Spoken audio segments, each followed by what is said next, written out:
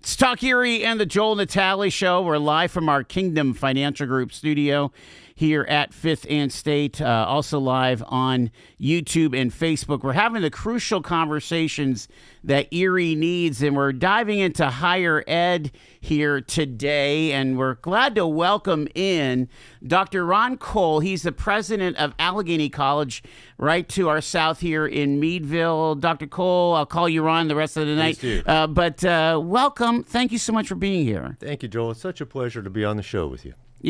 We're a family show. We like the origin stories. Tell us how you came up, how you got involved in higher ed and administration and so on. Myself? Yes. Sure. I originally hail as a kid from a single-parent home in Brooklyn in New York City. Wow. And I fell in love with the outdoors and learning about mountains. And so I wanted to study geology, and I found Allegheny College. This was before the internet, you guys. Right? So I went to the college catalogs, started with the A's, found Allegheny. I got past the A's, but I was struck. I came out to visit, fell in love with the campus, and that's where I went to undergraduate. That's and amazing. So that's when I first found Allegheny. And when I graduated, I went on to graduate school and worked in industry and environmental consulting for a number of years, and always thought that someday I'd like to teach. And maybe even at a place like Allegheny, and wound up right back there and taught there for 20 years on the geology faculty. Was asked if I would consider serving as the provost and dean of the college, which I did for 7 years, and now I'm in my 4th year as president. That is an amazing trajectory, right from undergrad all the way up. How does a kid from Brooklyn? First off, was like did they have numbered schools when you were in Brooklyn? Oh yeah, my elementary was PS 152. And what high school? Like, would people know that high school? Yeah, I went to John Dewey High School in Coney Island. Oh, cool. It was a really interesting school where they engaged high school students. I was engaged in research projects with our faculty at a microbiology class, and I was doing research in that. We had all sorts of really interesting opportunities. So it turned me on to critical thinking and problem solving, even in high school. It's neat, and I don't want to jump in, but you obviously saw, as a 17-year-old kid in Brooklyn, hey, I need a degree here, right? And whenever that was, and you're probably younger than me. That was kind of an easy conversion in my brain to say, I need this schooling. I need post-secondary education. I'm trying to understand where that's breaking down in some of our current generations. Or is it overblown right now? That whole concept that kids don't want to go to school, or they want a gap year, or they don't know what they want to do. Boy, there's a lot behind that question, Joel. So I'm known for that. Here's something I love to ask some of our prospective students and our new students when they arrive to campus. I'll say, how many of you are interested in a degree? Getting a degree, and a lot of people say, yeah, that's me. And then I ask, how many are interested in an education?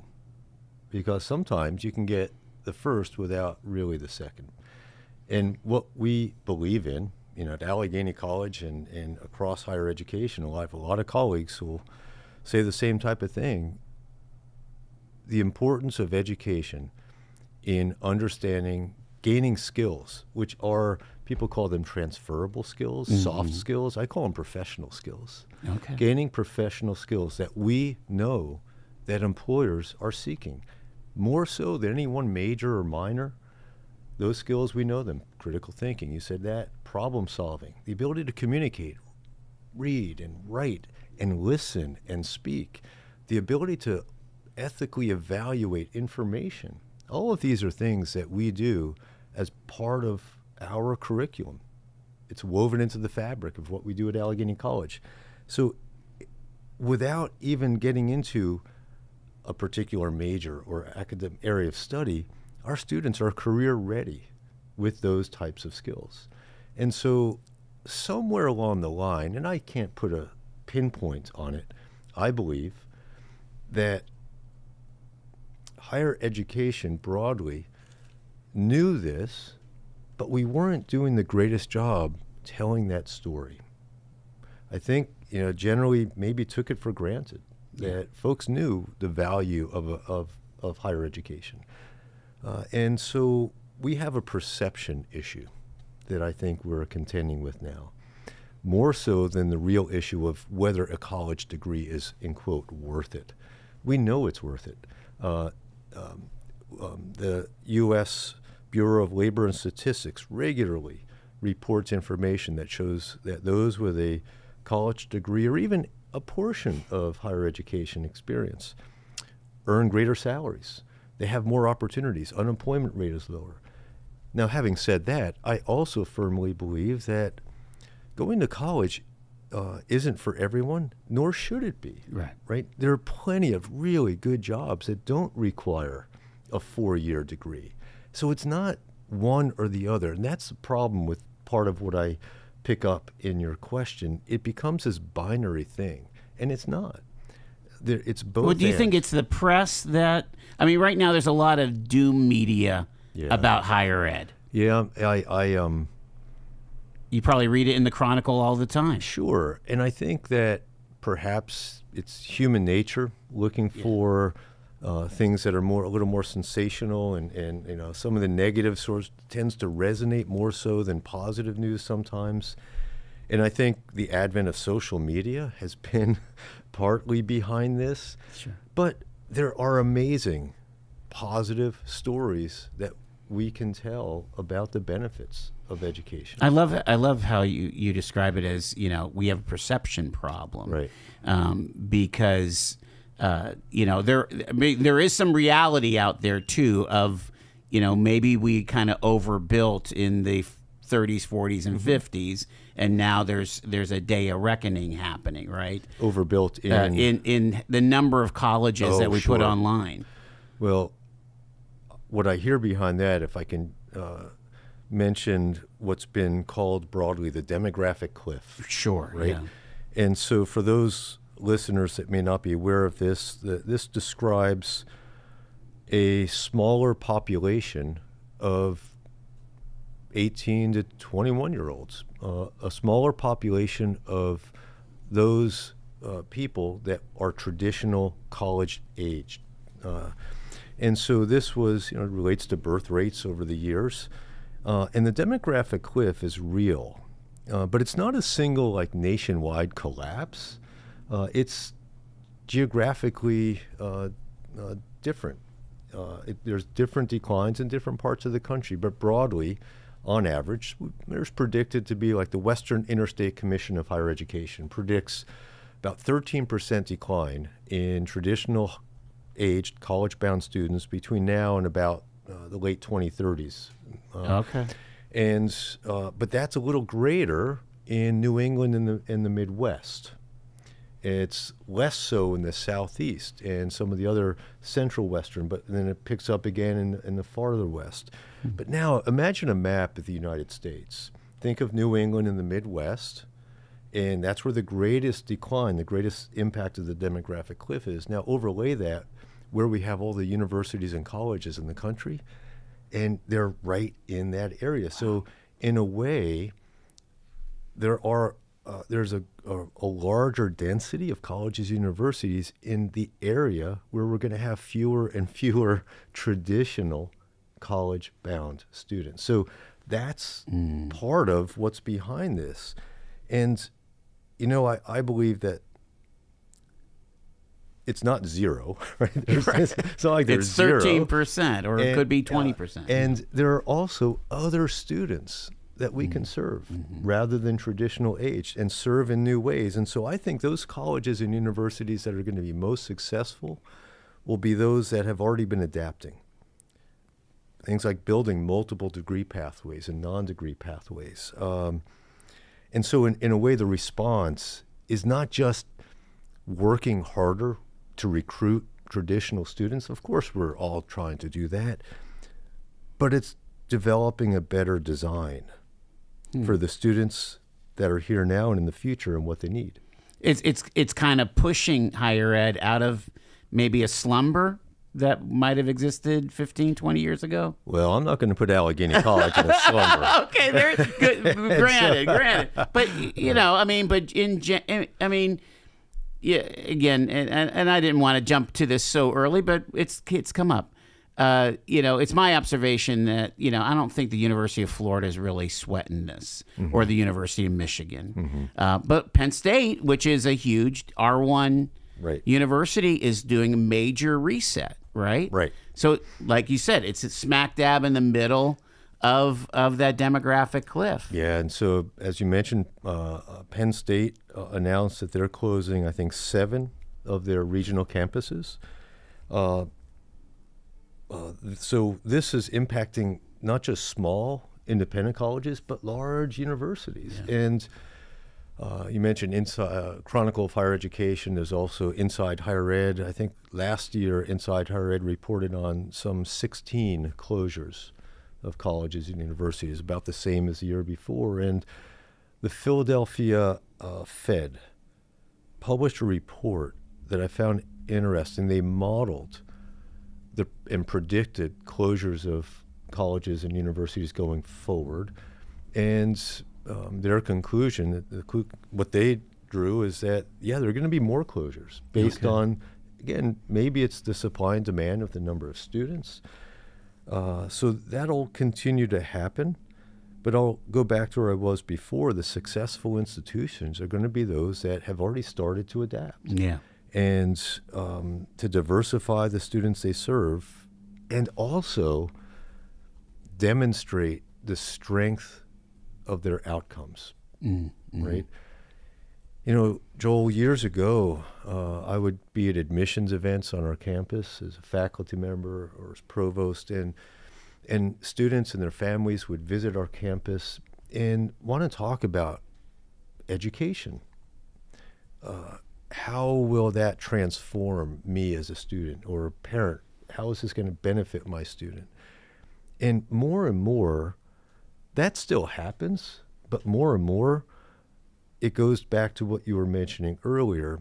If I get a degree and I major in this subject, what job am I going to get? Yeah.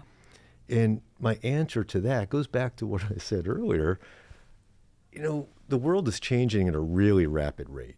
And I can tell you what some of the jobs probably will be in 4 or 5 years, 10 years, but not all of them. Mm-hmm. We don't know what all the jobs are going to be. But I guarantee that a student attending Allegheny College and gaining those professional skills that I mentioned earlier are going to graduate prepared, career ready. They're going to be successful getting their first job. They're going to be successful throughout their careers and have fulfilling lives to boot, not just a job. That's what matters to us. And if I may, Allegheny has had strong success in graduating students into their career paths. 98% placement of students into jobs, graduate, professional school, including med school and law school over the past several years. And I hear from alumni across generations how their education prepared them not only for their first job, but that next job, jobs they didn't know they'd have. Yeah. We're talking to Dr. Ron Cole. He is the president of Allegheny College. Taking our first break here. It's Talk Erie and the Joel Natale Show. Stay with us.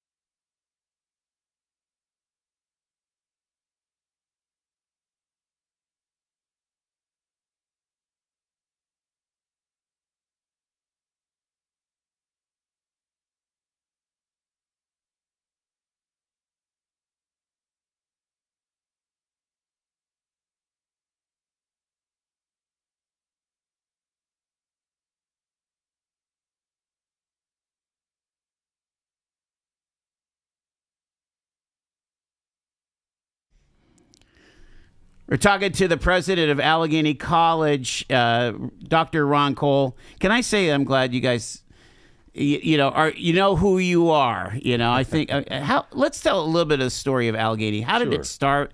What kind of background is it? Is there a faith-based background? How's that connection? All that. So Allegheny's celebrating 211 years. Oh my! We were founded in 1815. To provide access to high-quality education in our region. We're founded in Meadville, Pennsylvania, and at that time we were on the frontier of America. And for sure, since that time, we have grown to be a national liberal arts college. We have a national footprint, and we're proud of that. We have accolades in that regard, and we've remained rooted and committed to our community, continuing to provide access to education there. And so we are a Methodist affiliated college. Are we talking circuit rider era? Or is that, I'm thinking about Wesley and all that church history, I guess. Yeah, that wasn't our founding. Okay, affiliation. gotcha. That happened a little later. Got it. But, when I think of Allegheny over time, and I've really enjoyed going through our archives and reading college catalogs across the centuries. And, I was reading, and I won't be able to quote this precisely, but like a college catalog from 1826. Read the statements about the academic programs and the priorities. It was about helping students learn how to learn. It was about providing a holistic experience. It's more than just getting the degree. It's about learning oneself, learning one's values, and leveraging that, taking that passion and turning it into purpose. And that's been core to the Allegheny College identity for all the time that I've been there. And I read that through our past. And so any of the classics, and do those? Can you still read Greek? Is how much of that's the classic approach remains? So the curriculum, again, I'll reflect on the catalogs that I've browsed through. The curriculum at Allegheny College, as almost any place, evolves over time. Sure. Academic programs pop up, disappear, and I don't want to say that should happen on a regular, constant basis, but sure, we still have humanities programs at Allegheny College. We have natural sciences, we have social sciences, but we don't organize our curriculum in that way. In fact, the Allegheny faculty a few years ago organized the curriculum to 6 different areas of study to help break down some of those barriers or silos, and provides our students greater degree of options, more degrees of freedom to meet their graduation requirement, which at Allegheny includes a student selecting a major in one area of study and a minor in a completely different area of study. So you can major and minor in things anywhere. Most students don't, or at least don't choose a minor in something completely different. Why do we do that? Because we believe that that's a core essence of a liberal arts institution, more so than any one area of study, right? So the liberal arts aren't defined by, for example, the classics or humanities, but it's this way of knowing the world through multiple lenses. And that translates, again, going back to the transactional piece, a student wants a degree and wants to get a job. The Wall Street Journal, a few years ago, published an article about a research study that showed that students graduating college who had more than one area of study were more successful earlier in the career than those that didn't. And that's because those individuals were adaptable, because they could think in more than one way, solve problems in more than one way. And so that provides a resilience, and that was more valuable to their employers, right? And so that's, again, core to what we do at Allegheny College, is try to impute in our students this ability to think beyond one area. And I mentioned I did environmental consulting work in industry in the past, and in all the things that I've worked on over time, rarely, if any, have I seen any challenges, big challenges, solved by one person thinking in one way all by themselves. Right. It takes a team and those different perspectives to get to the bottom of things. I find it interesting. You have that geology background. You're right, heart in the middle of Marcellus Shale, and I mean, we're all about the geology here in Western PA, aren't we? Yeah, there are. I've learned about and I've really appreciated, natural resources, earth materials and resources. The work I did in environmental consulting was around water resources, finding and then preserving and protecting and cleaning water resources. You mentioned fossil fuels; those are important resources, as well as solar and wind. And, and there's no matter what we think is the ideal energy resource, there's no free lunch. Everything that we try to do that's energy dependent winds up extracting something. So you think about wind or solar, you still have to then capture that and put it into batteries and then into the grid. And batteries are made with stuff, minerals that have to get extracted, metals that get extracted. What is that? Rare earth minerals. Sure, and things. yeah, those are important. That's tough. Yeah, the water is kind of one of those things where we're going to have battles over water, but we won't get on that rabbit trail here, but maybe another time. We're talking to Dr. Ron Cole. He's from Allegheny College. We're going to jump into some of the impacts that the college is making in their hometown there in Meadville and the entire region as they build toward a better workforce both in Western Pennsylvania and beyond. Stay with us.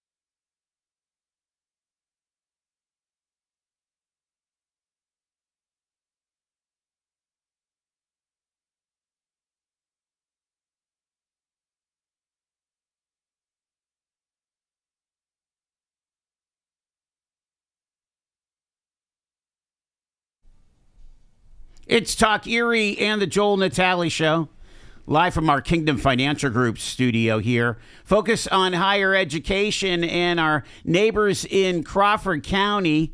It's Allegheny College. Dr. Ron Cole, the president of Allegheny, is with us. And you mentioned, well over 200 years of service in Meadville. Talk about that visceral connection that the college has with the town. Yeah, I learn a lot when I have the chance to talk with our students.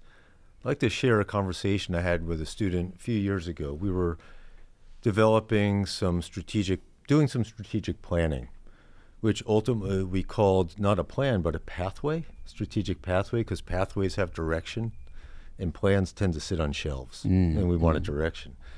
And this student, who was part of one of the working groups to develop this, was from the Meadville area.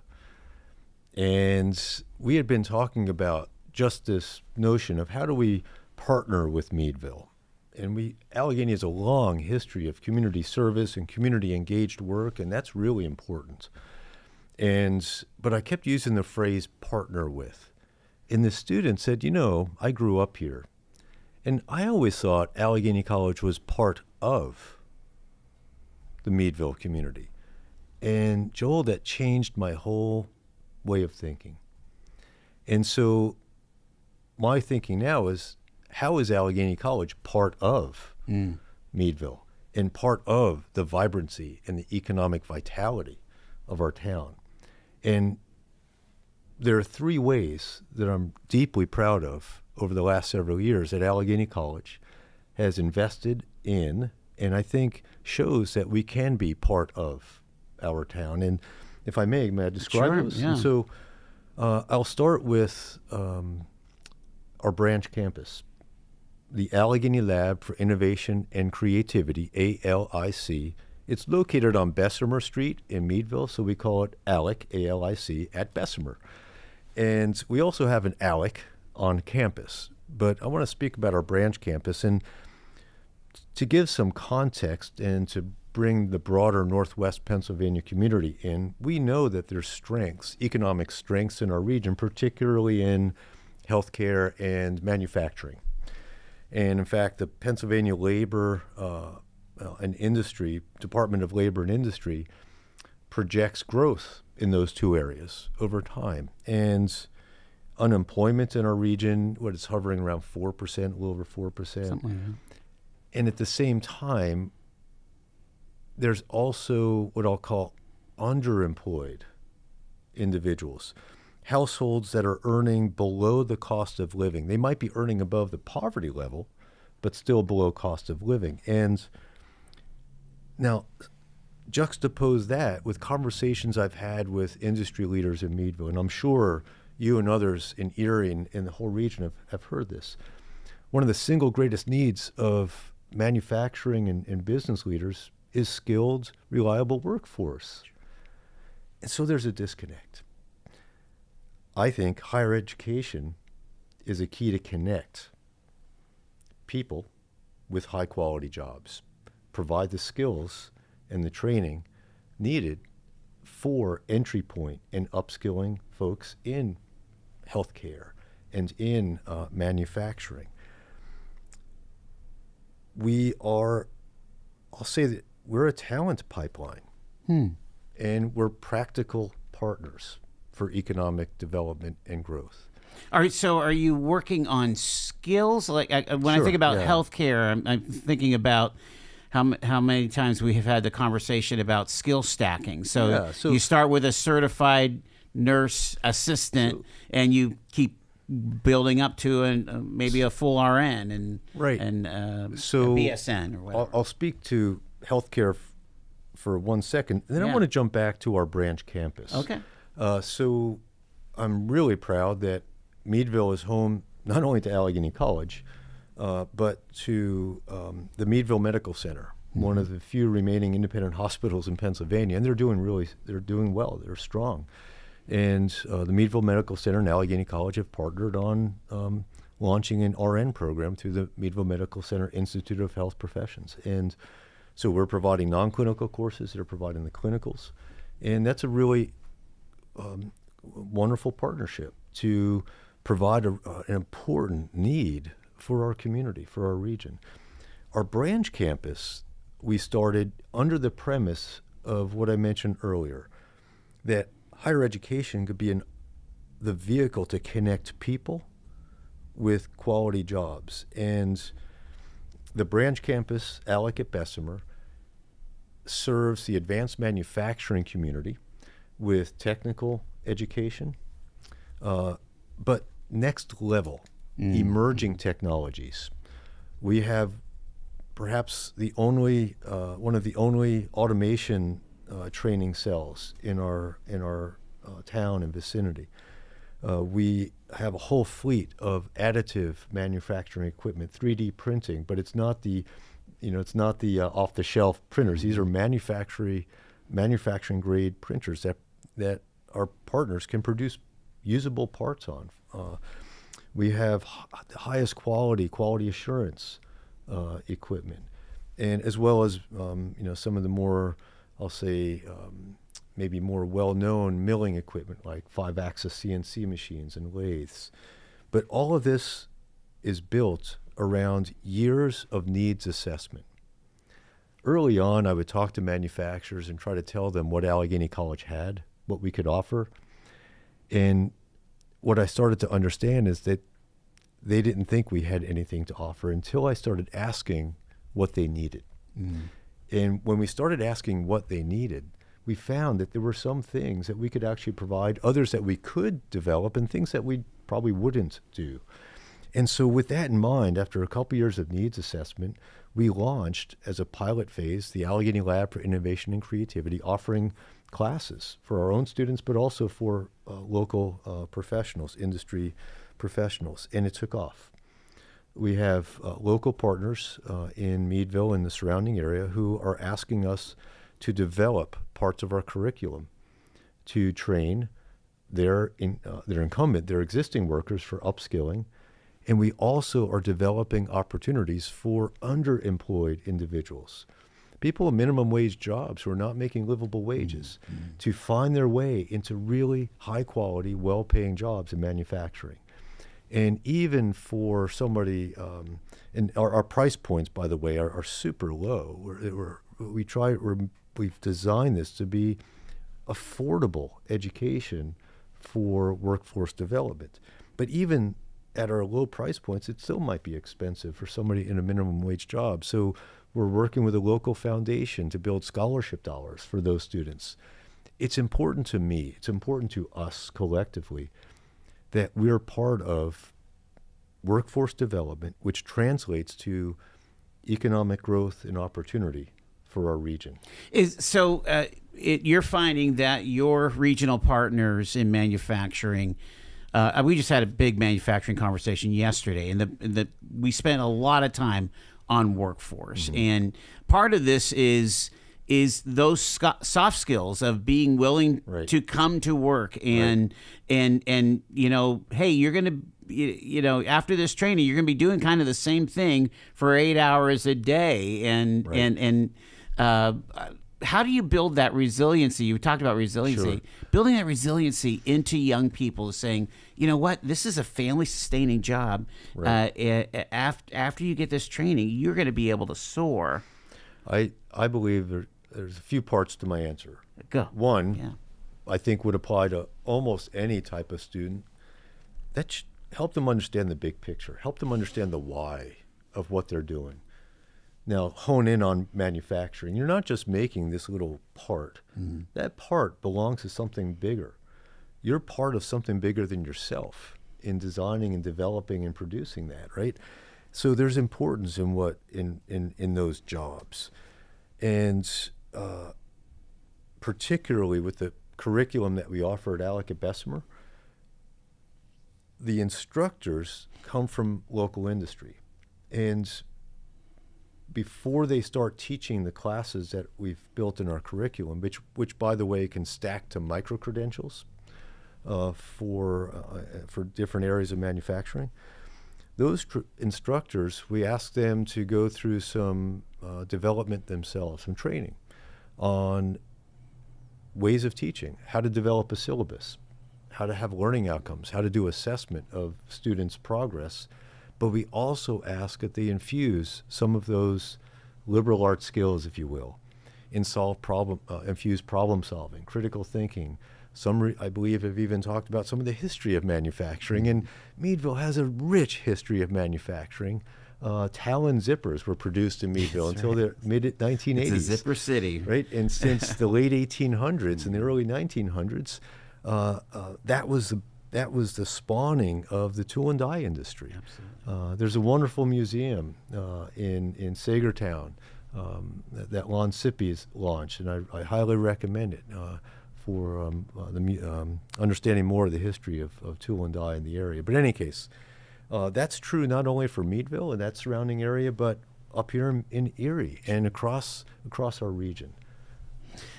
Talk about this kind of lends itself to your participation in the Northwest PA Beehive. Mm-hmm. You have a beehive outpost there in Allegheny. What are some of the specialties that you do for entrepreneurs down there? So our niche in the Beehive, and I'm glad you brought that up because I wanted to mention some of what I know some of the other schools are doing around economic growth. Our niche in the Beehive network is sustainability. We are a campus that values, it's one of our 5 values, sustainability, and others innovation, right? And so in Allegheny College is the first college in Pennsylvania, 8th in the nation to reach carbon neutrality. And we did that in 2020. And it's a way of life. It's a way of holding ourselves as a campus, and it makes economic sense. So what are some of the elements of being sustainable like that? So we have saved millions of dollars in utility bills over time because we have invested in lower cost lighting.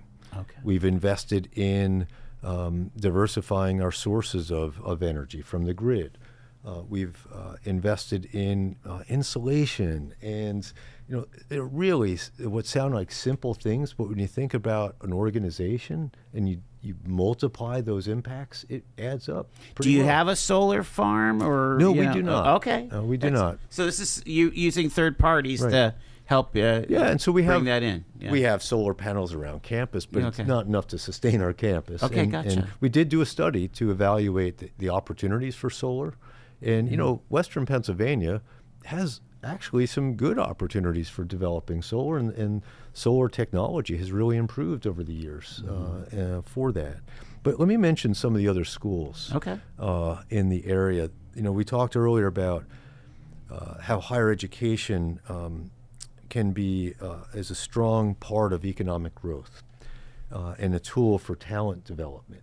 And what I see happening at Allegheny College, I see happening elsewhere in our region. I'm thinking about Mercyhurst University and their contributions to cybersecurity and technology. I'm thinking about your alma mater, Gannon University, and the IHAC facility, again with manufacturing and technology, and their contributions to health professions, and of course LECOM, and how they're contributing to healthcare in our region, and Penn State Behrend, and their engineering connections, again, also with manufacturing, and of course the Erie Community College, EC3, with their applied technology and health professions, among other things, and Penn West Edinburgh with their graphic arts and contributing. And those are all niches that they bring to, for example, the Beehive, but more broadly, those are ways that collectively our region in higher education is contributing to economic development through workforce development, and that spawns economic growth. I think that, again, preparing good people for good jobs and keeping more opportunities rooted here is a function of higher education, and with that we fuel economic growth. And that goes back to where we were earlier in the conversation, Joel, about the perceptions of higher education. Yeah. It's more than just getting a degree. It's doing the things that we're doing in this region. I find, let me posit this to you. Again, Allegheny's in a unique position as a national humanities in liberal arts school. When that young one that graduates with their undergrad and maybe they go to New York, or maybe they go to L.A. or San Francisco or Silicon Valley to get their postgraduate stuff or enter the workforce. Having that route in Western Pennsylvania, don't you think it helps? Because sometimes places like Western PA is flyover country. You've heard that term, right? We're not on the coast. Right. I mean, we're a hotbed of educational prowess. Right. But it would be great to know that somebody on the coast remembers kind of the hometown values and the grit that happens in a place like this. Every day. I hear this from our alumni who are across the country, across the world, and they bring that with them, their experience from being at Allegheny College in Meadville, Pennsylvania. I hear that from others as well. And, one of the things that I think is also important to recognize and think about at Allegheny as well as the other schools regionally, we bring new young adults to our region. And the schools that I mentioned, the independent or private institutions, Allegheny, Gannon, Mercyhurst, we're part of a collection of schools across Pennsylvania, independent colleges and universities. And as a sector, we bring 70,000 new people to Pennsylvania every year. Wow. And about half of them stay. In Allegheny, last year, we had a student that graduated, a student that came to us from Texas. Before he graduated, he did an internship with a manufacturer in Meadville, had a job before he graduated, got hired, and now he's staying and living right in Meadville and contributing to our local economy and has an amazing career opportunity. That's such a counter narrative, what I normally hear about the Erie kid or the Western PA kid going to Texas. Yeah, and so one of the things that we're facing in this region is population decline, and aging out of the workforce. So again, higher education can help to counter that. How can I help 10% of our graduating class every year see Meadville and broadly Western Pennsylvania, Erie, feel like the place that they want to stay?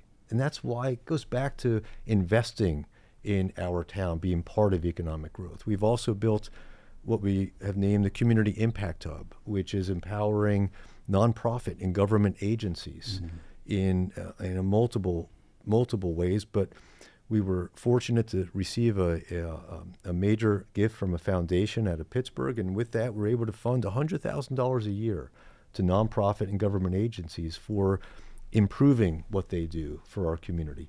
We launched, with support from the Richard King Mellon Foundation, the Meadville Community Revitalization Center, which is focused on downtown Meadville, residential and retail real estate, curb appeal, placemaking, and marketing, branding, helping to show that Meadville is a town that people can come and visit and enjoy.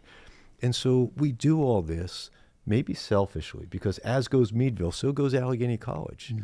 This is a synergistic relationship. I want a vibrant town for our students and our faculty and staff to live in, and I want Erie to be vibrant and the region to be vibrant so that we can do exactly what you're describing. I have to tell I've just got a little bit of time. I'm going to tell my story of when I was in college, and I was invited to a fraternity party down in Meadville. It was the nicest fraternity house I had ever been into, and there's just some real cool elements of your college. Oh, thank you. But share what is that kind of the quality of life approach that maybe somebody from the outside doesn't realize, that this is a high value here at Allegheny. Community, hands down. The sense of community, the care for each other, that individuals matter. Our students are someone, not something. We know each other, and that matters. We have clarity on who we are, on our purpose. That matters. Yeah. And so we're nothing without the people in the community. Yeah. One last thought. there's again national stories about the number of young men Oh, sure. that are either they're just kind of opting out, period. What's your thoughts? You know, it's interesting. It's connected to the demographic cliff that I described. There's simply fewer high school age individuals going, and then more and more of those are choosing not to go to college for various reasons. So, but in particular men, it's a pipeline issue and an economic issue, not just a college issue. We've known for years, National Center for Education Statistics has reported for years how in elementary school and middle school, males are doing not as well in reading scores and so on than females. But there's also a change in perception that I've read studies on, that done surveys and focus groups with male students, that their perceptions about connecting education to careers has changed. Like they're thinking there's other ways to get a job than to go to college. But as I said earlier, while college isn't for everybody, we know that those that attend have greater opportunities. Right.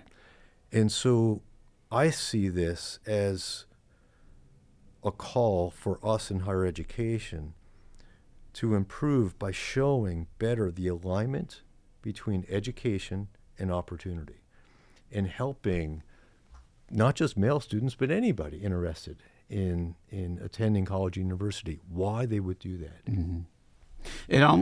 You don't think, too, that we just maybe need a cultural conversation about how we treat young men? I mean, in general, of like, that they're important, they matter? Sure. Not to go esoteric on you, right. but literally that, hey, guys, we need you in the game. Right. Yeah, again, I think it is, from a cultural perspective, I'm going to circle back to this notion about changing perceptions about education and career paths. I think that's at the root of some of the behavior that we're seeing about whether or not someone chooses to pursue their education. Yeah. If they don't see value in it, they're not going to want to pursue it. I'm going to leave it there. Dr. Ron Cole, president of Allegheny College. The website? www.allegheny.edu. So allegheny.edu. And your next open house is when? We have, if you go to the website and look at admissions, there's a whole host of dates there. Anybody can visit anytime. Just make an appointment and come to our campus. Beautiful. Appreciate your time today, sir. Of course. Thank you, Joel.